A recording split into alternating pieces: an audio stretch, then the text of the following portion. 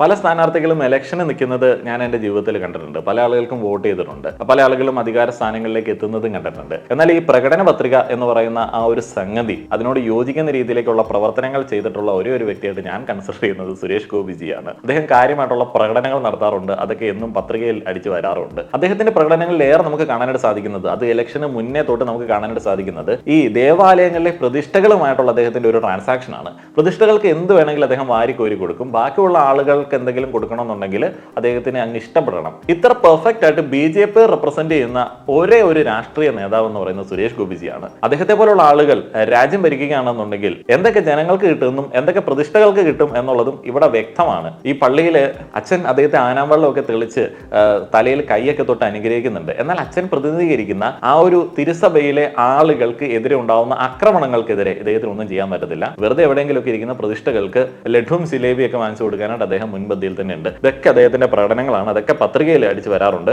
ആ ഒരു പത്രികയിൽ അടിച്ചു വരുന്ന കാര്യങ്ങൾ കണ്ടിട്ട് സംഘികൾ സുരേഷ് ജി മാസ് എന്നൊക്കെ പറയും.